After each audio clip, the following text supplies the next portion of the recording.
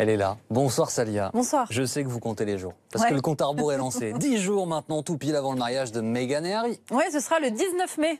On a hâte, hein. Ah ouais, super. Bon. Je l'ai marqué, énorme croix rouge sur mon calendrier, je peux vous le dire. Bon, nous, on n'est pas invités, donc on sera devant notre télé. Vous n'êtes pas invité, vous? Et non, malheureusement. Mais il y en a un qui est bien décidé à y aller, même s'il n'a pas d'invite, parce que lui, il ne rate aucun événement de la famille royale.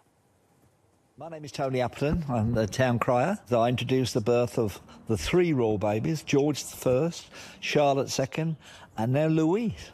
Vous ne le reconnaissez peut-être pas comme ça, mais vous l'avez sûrement déjà vu à la télé en 2013.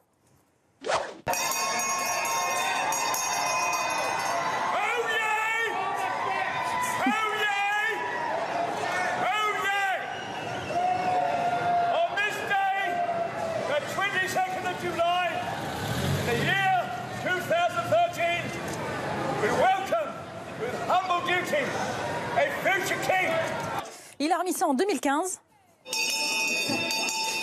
Oh yeah! Oh yeah! Oh yeah! On this day, the 2nd of May, in the year 2015, we welcome with humble duty the second born of their Royal Highnesses, the Duke and Duchess of Cambridge. Pour l'annonce des fiançailles de Harry et Meghan. Oh yeah! Oh yeah! Oh yeah!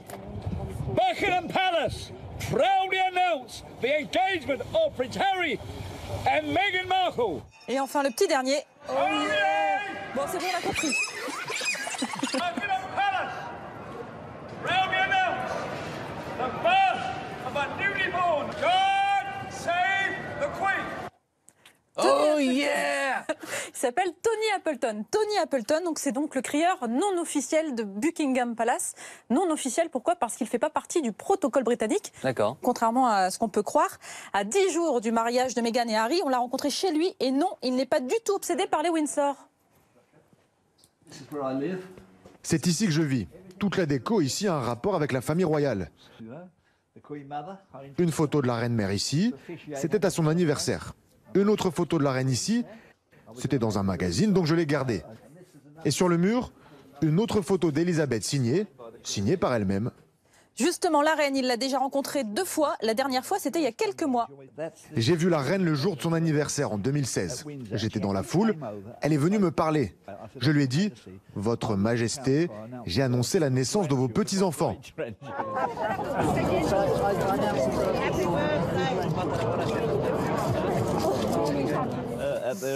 Elle a répondu, « Oh, vraiment ?»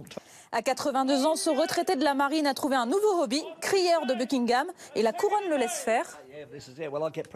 Regardez comment ça se passe. Ils se disent, le crieur est là, c'est moi. Ils pensent que je suis un employé de la reine. Mais évidemment, ce n'est pas le cas. Je ne l'ai jamais prétendu. Certains disent que je suis un imposteur car je me pointe sans être invité. Mais comment je pourrais être un imposteur alors que je suis crieur officiel dans mon village? Alors, pour tenir correctement son rôle de crieur royal, Tony a mis la main à la poche. J'ai une collection de cloches, comme vous pouvez l'imaginer. Très bon son, n'est-ce pas? Ça, ce sont mes chaussures. Elles coûtent très cher, 1 000 €. Elles ont été fabriquées sur mesure par le tailleur royal, tout comme mon costume. Le voilà, mon uniforme avec mes écussons, et surtout celui-ci, crieur royal. Ici, vous avez mon chapeau que j'ai payé 1 500 €. Lui aussi a été fait dans une fabrique royale. Mais ce n'est pas celui que je vais porter au mariage de Meghan et Harry.